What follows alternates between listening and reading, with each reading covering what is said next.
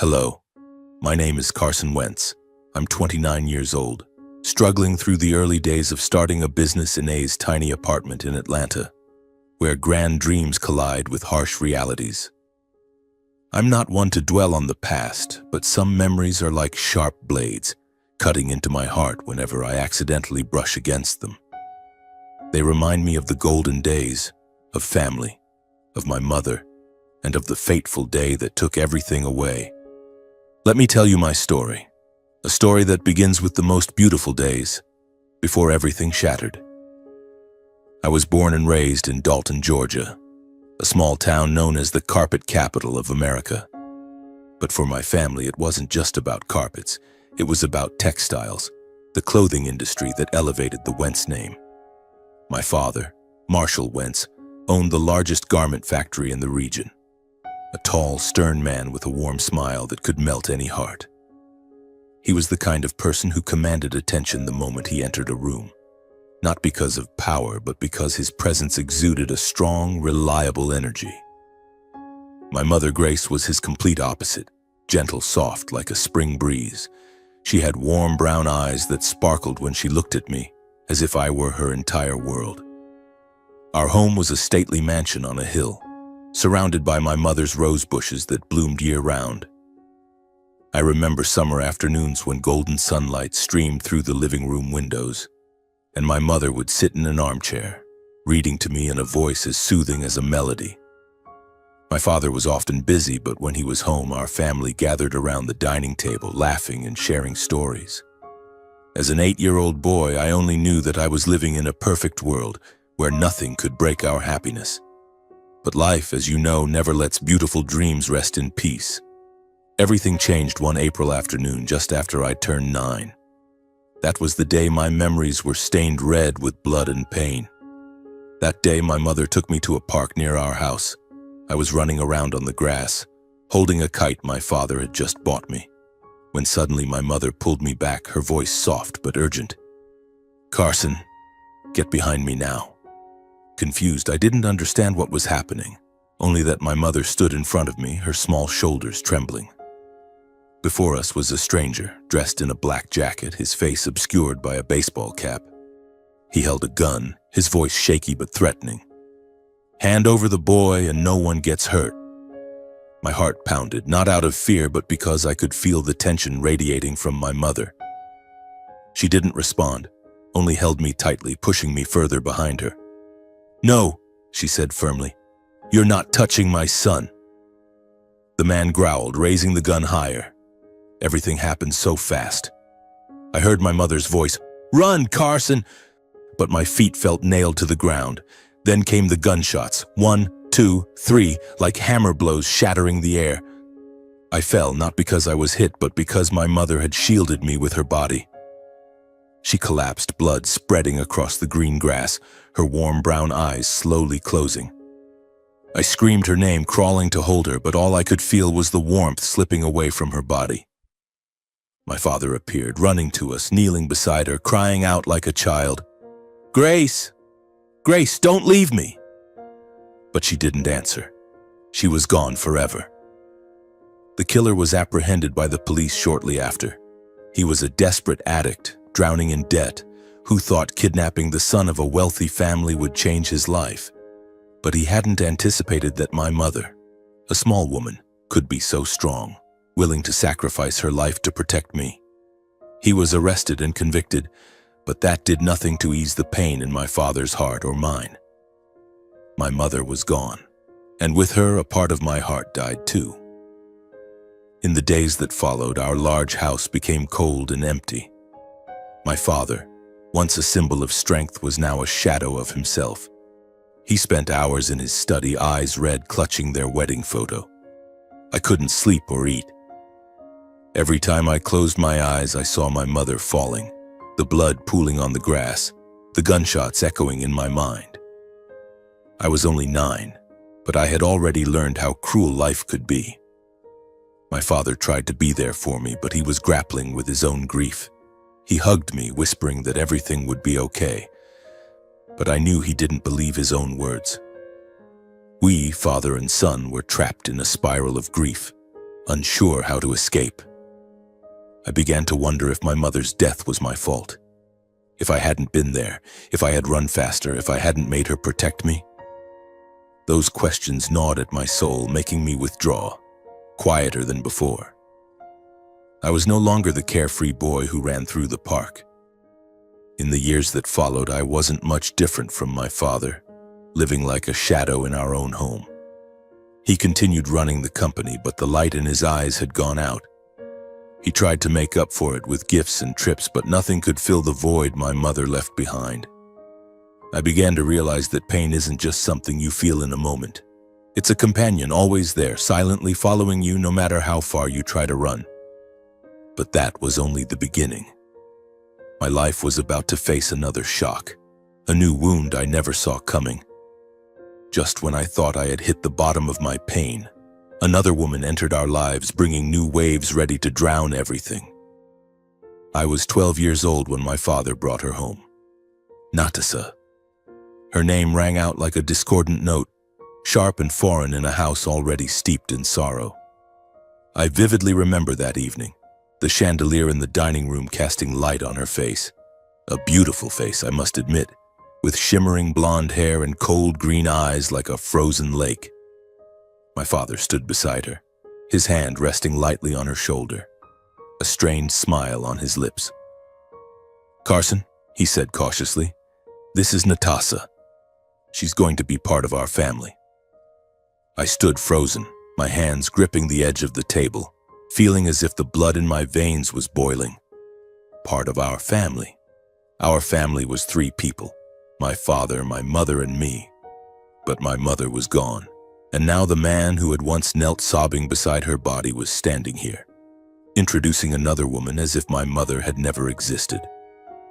I looked at my father, searching his eyes for some trace of the man I once knew, but all I saw was exhaustion and a hint of pleading. He wanted me to accept her. I couldn't. I turned on my heel and stormed to my room, ignoring his voice calling after me, "Carson, wait!" From that day on, Natasha officially entered our lives and everything began to crumble. She was nearly 20 years younger than my father, always dressed extravagantly as if living in an endless gala. She brought with her a heavy perfume that overpowered the scent of the roses my mother had lovingly tended in the garden. I hated the way she moved through the house, as if she were its true mistress, ordering the staff around and changing everything. The curtains my mother had chosen were replaced with garish red silk. The painting my mother had made for the living room was taken down, swapped for a large, gleaming mirror.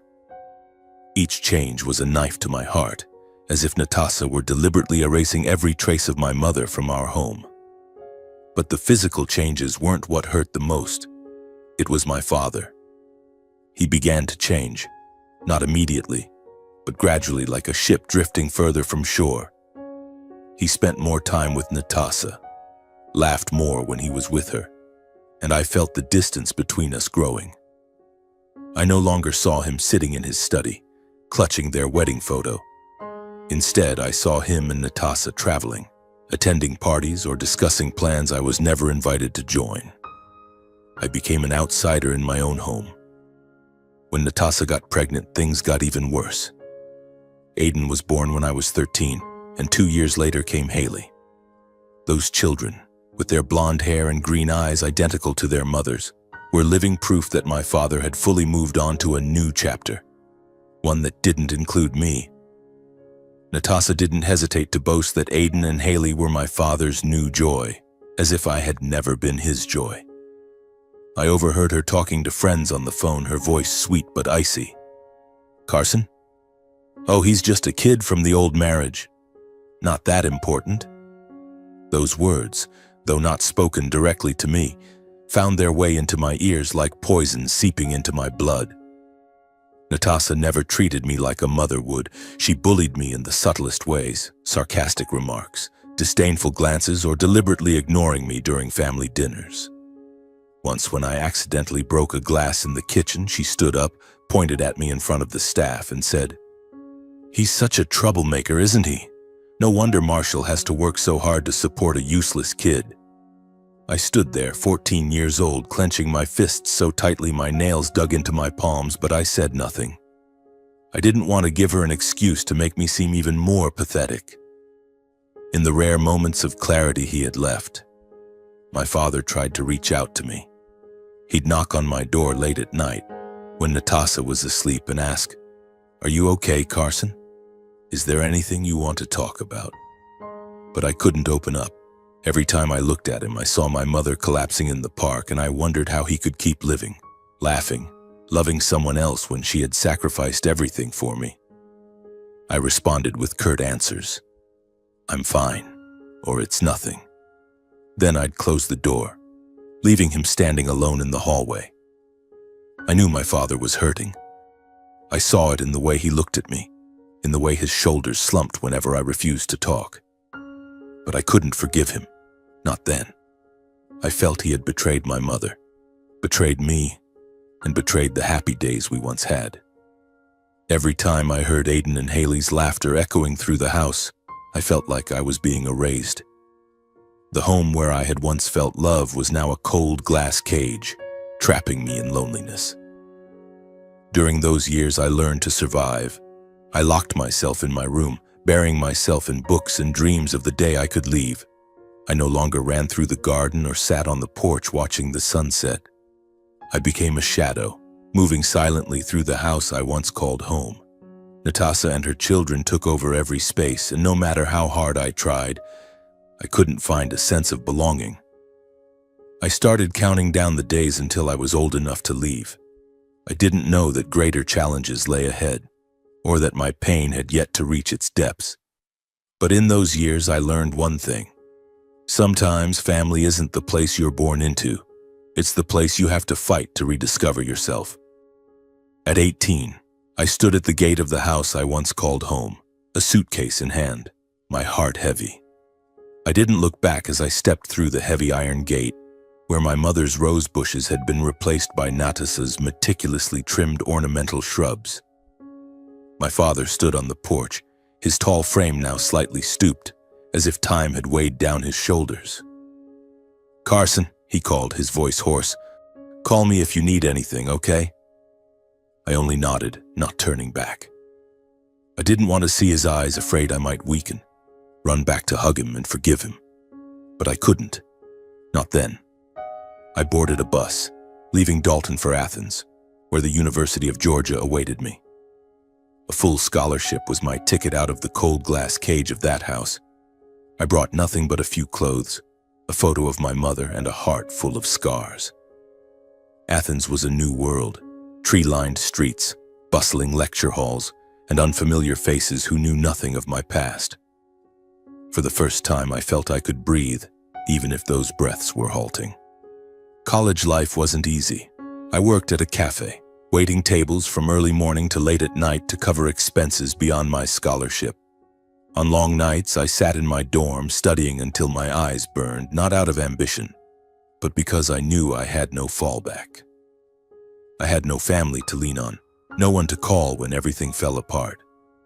Natasha, Aiden, and Haley lived in the stately Dalton mansion, while I crammed into a tiny dorm room, surviving on instant noodles and cold coffee. I majored in engineering, but deep inside, a burning idea took hold, bringing technology to the textile industry, the industry my father had devoted his life to building. I didn't know why I chose this path. Perhaps it was the only way I felt connected to him, even if by a fragile thread. I studied automation in production lines, exploring how AI could optimize garment manufacturing processes. I dreamed of a day when I'd stand on my own 2 feet without needing the Wentz name or a single penny from my father. After graduating, I landed a job at a tech company in Atlanta. The pay was good, the environment professional, but I wasn't satisfied. I didn't want to work for someone else forever. At 25, I quit, pouring all my savings into starting my own business. My idea was software that integrated AI to help garment factories reduce waste and increase efficiency. It sounded simple, but the reality was a string of sleepless nights, failed investor meetings, and moments when I teetered on the edge of bankruptcy. Some nights, sitting in my tiny apartment, staring at a bank balance of a few $100s, I wondered if I was destroying myself. But I never called my father. Never. My relationship with him was nearly non-existent. Occasionally, his assistant would send an email checking in, or a secretary would call saying he wanted to meet. I always declined, citing busyness. Once he sent a birthday card with a check. I tore up the check immediately but kept the card, because of the handwritten note in his scrawled handwriting. "I'm proud of you, Carson. Even if you don't need me, I'm always here." I didn't respond. I didn't know what to say when my heart was still full of unhealed cracks. I lived alone, but I grew accustomed to it. Loneliness had become a part of me, like an old scar on my skin. I didn't need anyone's pity, didn't need anyone to pull me out of the mire. I only needed myself, and I believed that one day I would prove I didn't need anyone, not even my father. At 29, a call from an unknown number turned my world upside down. I was in my office, a cramped rented corner in an Atlanta industrial park, when my phone buzzed. The woman's voice on the other end was cold, like she was reading from a script. "Carson Wentz? I'm Mr. Marshall Wentz's assistant. He's in the hospital. Lung cancer, terminal stage. He wants to see you." I sat frozen, gripping the phone so tightly my knuckles turned white. Lung cancer, terminal stage. The words hit me like bullets to the chest. My father, the tall, strong man who had once been the center of my world, was now lying in a hospital bed, fighting death. I don't know how long I sat there, only that when I stood, my legs trembled and a part of me, one I had buried long ago, began to crack. I returned to Dalton for the first time in over a decade. The house on the hill was still the same, but it felt foreign, as if I were an unwelcome guest. Natasha opened the door, her cold green eyes scanning me. "What are you doing here?" she asked, her voice dripping with disdain. "He doesn't need you here." I didn't respond, brushing past her to enter the house. Aiden and Haley, now teenagers, looked at me like I was a stranger. "Who are you? Why are you in our house?" Haley asked, her tone mirroring Natasha's. I didn't care. I was there for my father, not them. My father's bedroom was now a cold place, filled with the smell of antiseptic and the hum of machines creating a heavy atmosphere. He lay in bed, so thin I barely recognized him. His hair was snow white, his skin pale and his eyes sunken. He was no longer the towering man who used to carry me on his shoulders when I was a child. A nurse stood by his side, checking the heart monitor and the IV bag hanging beside the bed. When he saw me, his eyes lit up, if only for a moment. "Carson, you came," my father whispered, his voice weak but filled with emotion. I quietly sat down in the chair beside his bed, taking his hand, hoping to give him some strength. I stayed for a few days to support my father, and those days were a series of silent battles. Natasha and her children seized every opportunity to make things difficult. They didn't let me sleep in a bedroom, claiming there wasn't enough space. I was forced to sleep in the living room. When I sat talking with my father, they would interrupt, saying I was tiring him out. Once, while I was sitting by his bedside, reading a book we both loved, Natasha stormed in, snatched the book, and threw it into a corner. "Don't bring useless things in here. You're just making him more tired." I clenched my fists, swallowing my anger only because I didn't want to upset my father. But one night, when Natasha and the kids were asleep, I slipped into my father's room. The nurse had just left to check on medications, and the room was lit only by the dim glow of a bedside lamp. My father stirred as I sat down, his eyes lighting up briefly before welling with tears.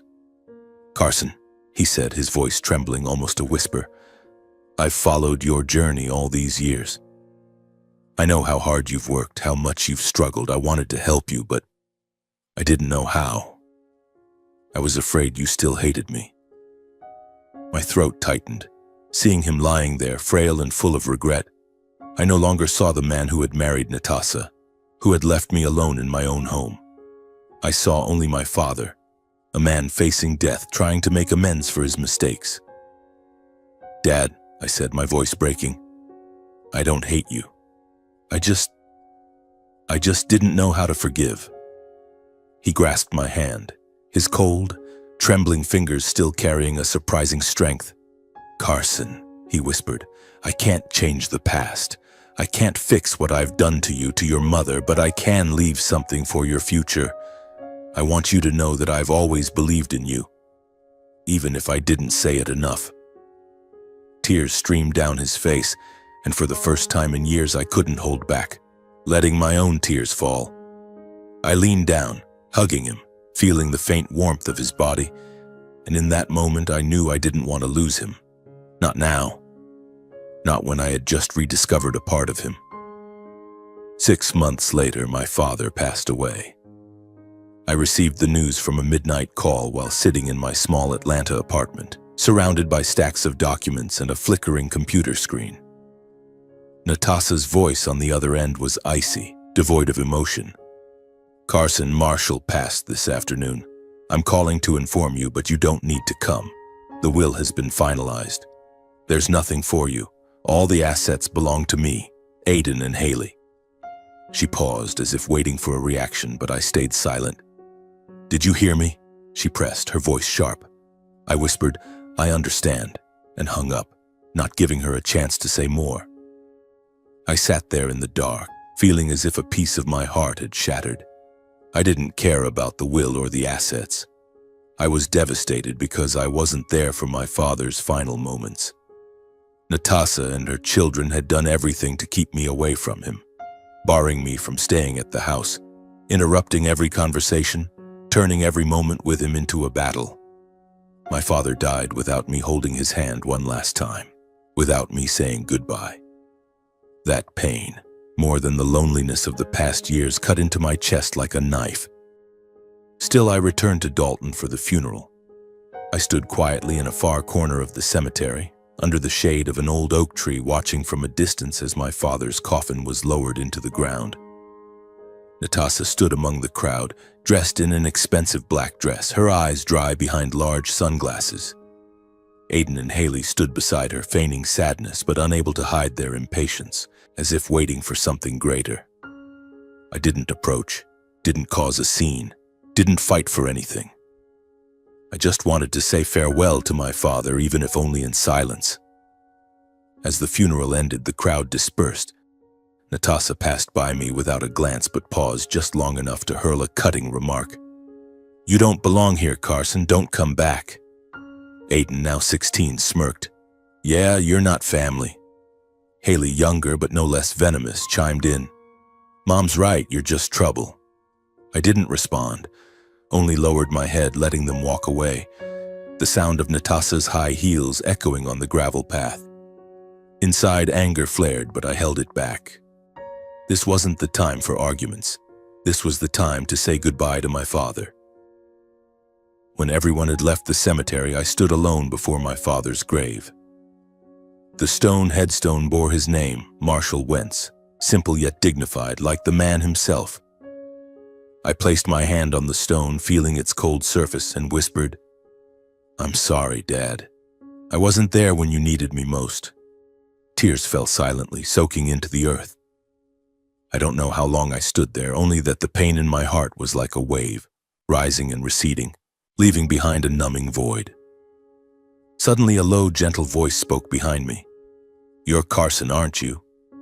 I turned to see an older man with silver hair, dressed neatly in a black suit. He extended his hand, his smile kind but his eyes sharp.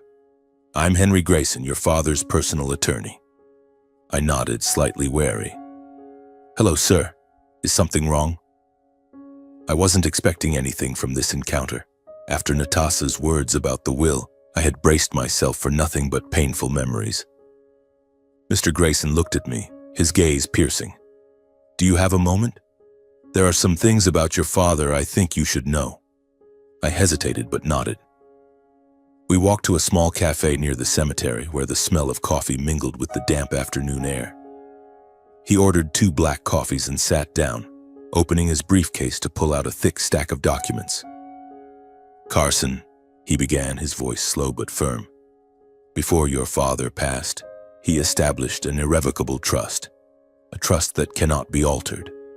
The majority of his valuable assets were transferred into it, and the sole beneficiary is you. I blinked, unable to believe my ears. What did you say? My heart raced, not out of greed but from shock. Natasha said the will left everything to her and her kids. Mr. Grayson smiled, a mix of sadness and mischief in his expression. The will is only part of the story. Marshall was a smart man. He knew exactly what was happening in his family. He wanted to ensure you were protected, that you received what you deserve. He slid the documents toward me. The trust includes the textile factory, the main Dalton mansion, the horse racing track, the yacht, and most of his investment portfolio. It all belongs to you. I sat stunned, feeling the air in the cafe grow heavy. I flipped through the documents, seeing numbers, asset names, and my father's signature, the same scrawled handwriting I'd seen on birthday cards. Tears welled up again, not for the value of the assets, but for what they meant. My father had thought of me, even when I pushed him away. He had believed in me, even when I didn't believe in myself. He set up this trust 3 years ago, Mr. Grayson continued, his voice softening. He told me you were the only one who understood the true value of the work he'd built. He wanted you to carry on his legacy in your own way. I bowed my head, trying to hold back tears. Thank you, Dad, I whispered, knowing he could no longer hear me.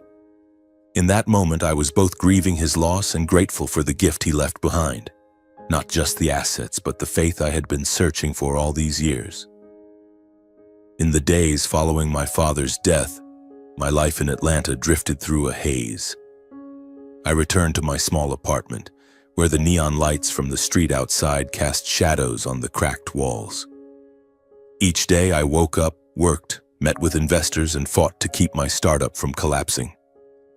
But everything felt meaningless. I couldn't shake the image of my father lying in his hospital bed, his trembling hand grasping mine, or the sound of his frail voice during our last conversation. I had forgiven him, but I still hadn't forgiven myself for letting the distance between us linger for so long. Mr. Grayson's words about the trust echoed in my mind.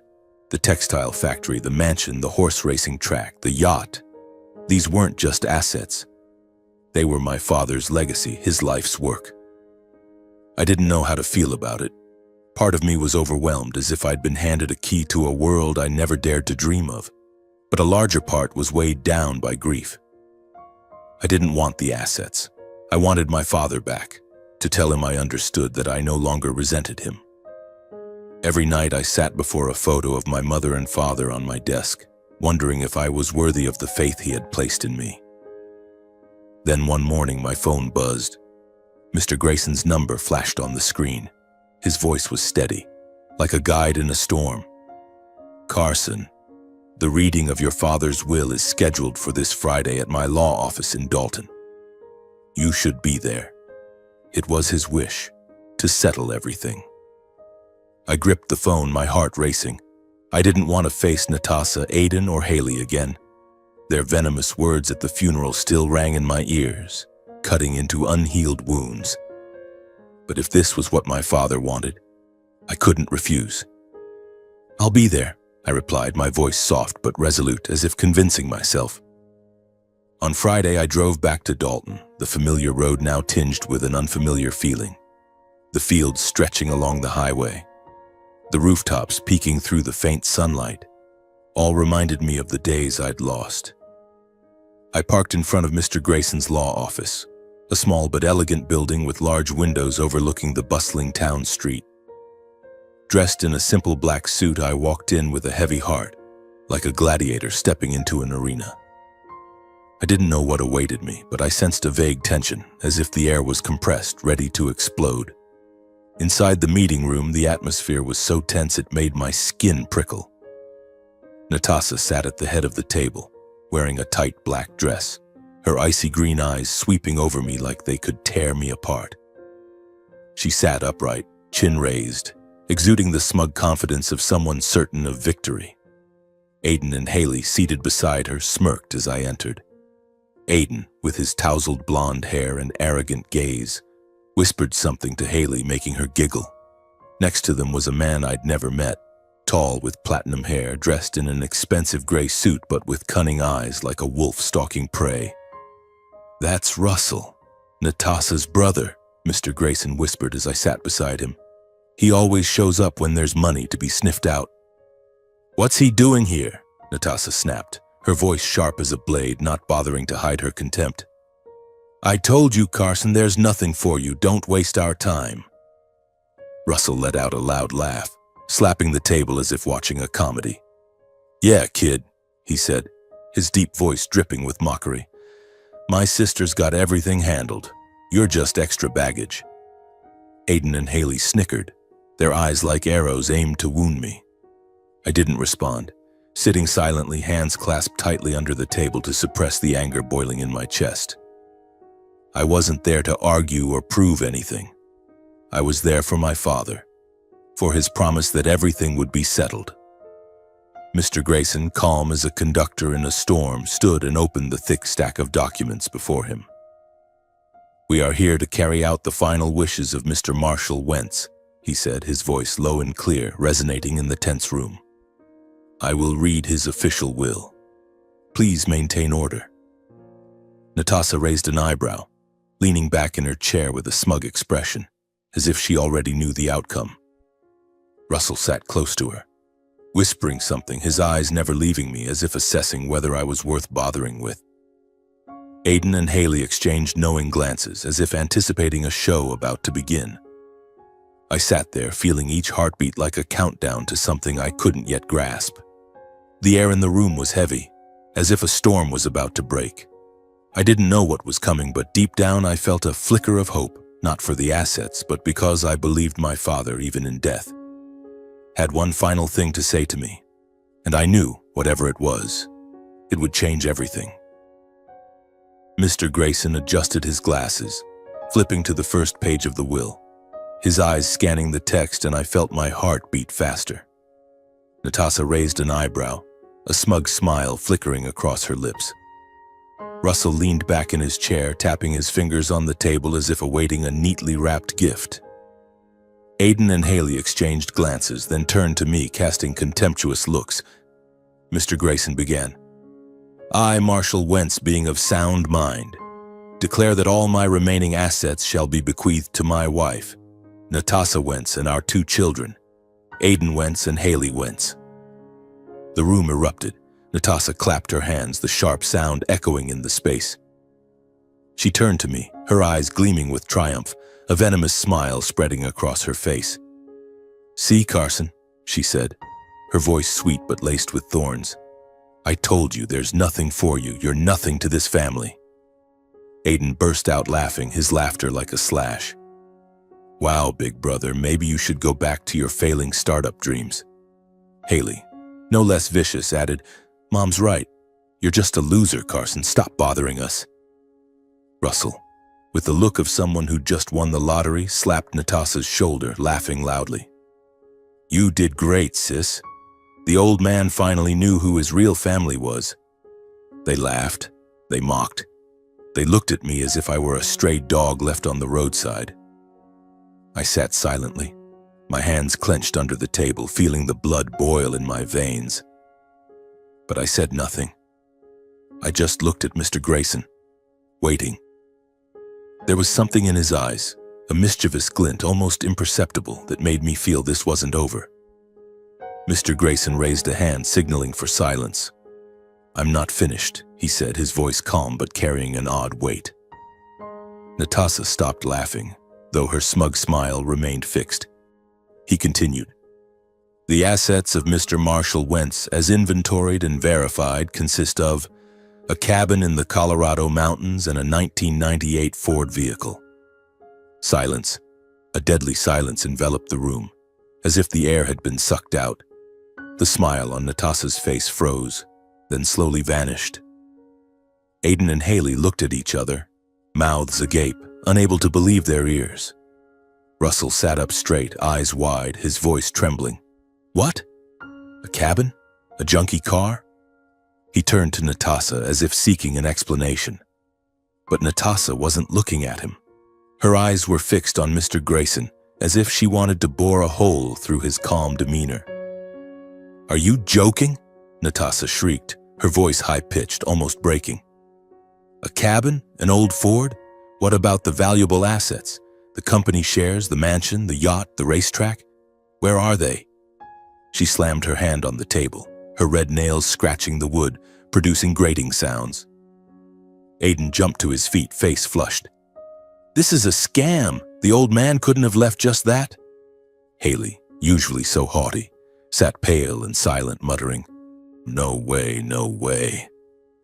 Mr. Grayson, maintaining his unnervingly calm demeanor, adjusted his glasses and replied, "I'm not obligated to disclose information about assets not included in the will. What I've read is the entirety of Mr. Marshall Wentz's official will." He looked at Natasha, his gaze unwavering, as if he'd prepared for this storm. The room exploded. Natasha leapt to her feet, pointing at Mr. Grayson, nearly screaming, "You're hiding something! Marshall couldn't have done this to me. I was his wife. I stood by him, took care of him." Russell, his smugness gone, pounded the table, roaring, "Show me that will. There's got to be a mistake. No one's stupid enough to leave just a cabin and a junk car to their family." Aiden and Haley began shouting, their voices blending into a chaotic, angry, panicked chorus.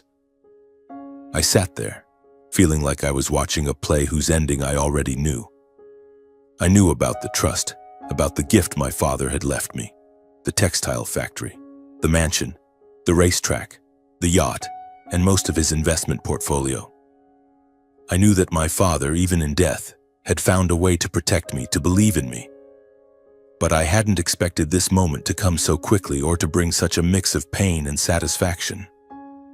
I stood slowly, my gaze sweeping over Natasha, Aiden, Haley, and Russell. They stopped shouting, turning to me with eyes full of rage and suspicion. I took a deep breath, my voice calm but firm, as if speaking for my father. "The assets you're looking for, the factory, the mansion, the yacht, the racetrack, they're not in the will. My father transferred them into an irrevocable trust, and the sole beneficiary is me." Silence. Once again, the room fell silent, but this time it wasn't just deadly, it was a collapse. Natasha stared at me, eyes wide, her face pale as paper. She staggered, clutching the table's edge, then slumped into her chair as if all her strength had been drained. "No," she muttered, her voice breaking. "It can't be." Then, to everyone's shock, she fainted, her body collapsing to the floor, her blonde hair splaying out like a tattered cloth. Aiden screamed, pounding the table repeatedly, face red. "You're lying! You did something, you bastard!" Haley, for the first time I'd seen her cry, wailed, "Mom! Mom, wake up!" Russell leapt to his feet, pointing at me, his voice trembling with rage. "I'll sue you, Carson. I'll drag you to court. You think you can steal everything?" He turned to Mr. Grayson, growling, "And you're in on this, aren't you?" "I won't let this slide." I stood there, unmoving, saying nothing more. I looked at them, Natasha unconscious on the floor, Aiden shouting like a wounded animal, Haley sobbing, and Russell making empty threats. In that moment, I didn't feel triumph. I felt a profound sadness mixed with relief. My father had foreseen it all. He knew who Natasha was, knew how she and those around her would react. And he chose me, not because I was his eldest son, but because he believed I would honor what he'd left behind. Mr. Grayson stood, signaling for a staff member to help Natasha recover. He looked at me, giving a slight nod as if to say I'd done the right thing. I walked out of the meeting room without looking back, but I could hear Russell's shouts and Haley's sobs echoing behind me. The storm had broken, but I wasn't afraid. My father had given me a shield, and I would use it to protect his legacy and my own. The meeting room fell silent as I walked out, the sound of my footsteps echoing on the wooden floor. Afternoon sunlight streamed through the large windows, casting long streaks of light across the hallway, as if guiding me toward a new beginning.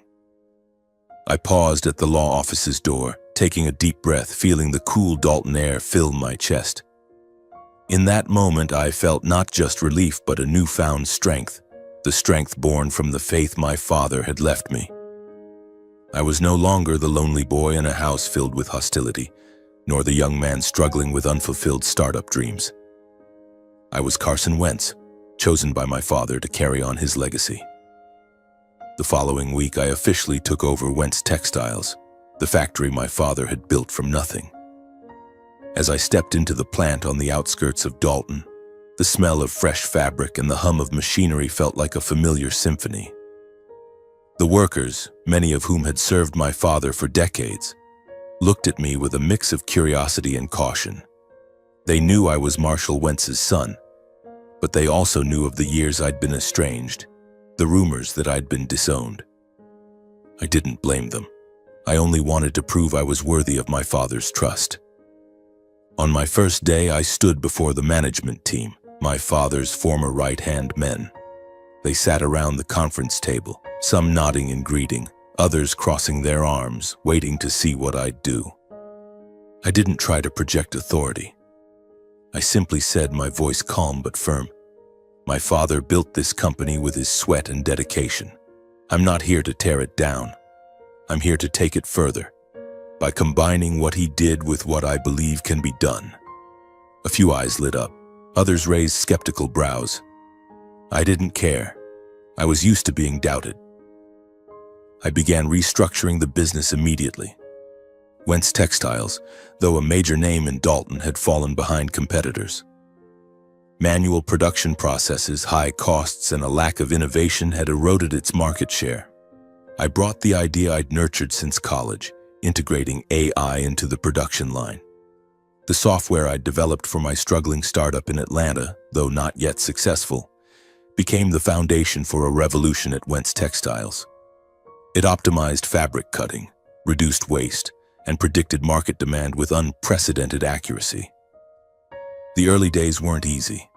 Some veteran workers resisted, fearing machines would replace them. A few old managers quit, unwilling to accept change from a kid like me. But I didn't give up. I held training sessions, sitting down with each team to explain how technology would make their work more efficient, not take their jobs.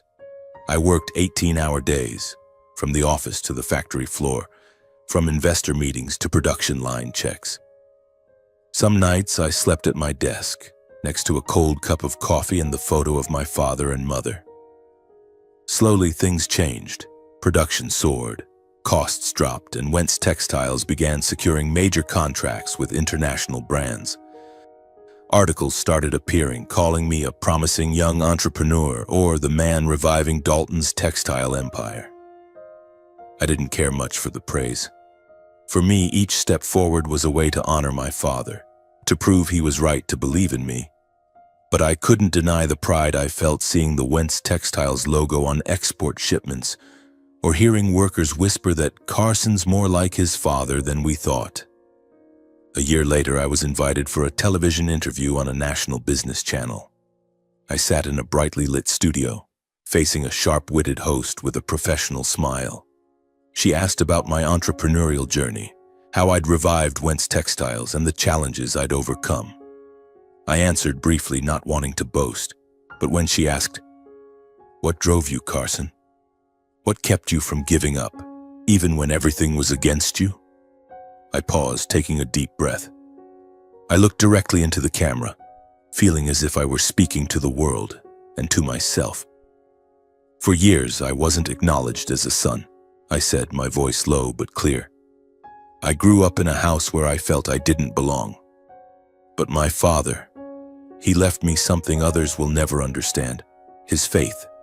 He believed I could do it, even when I didn't believe in myself. And that's why I'm here today." The studio fell silent, only the faint hum of the cameras audible. The host smiled, but I saw a glimmer of emotion in her eyes. I didn't say more. I didn't need to. Those words, simple as they were everything I wanted to say to my father and to my mother, who had sacrificed everything so I could live. I left the studio, stepping onto Atlanta's streets, where the city lights twinkled like stars.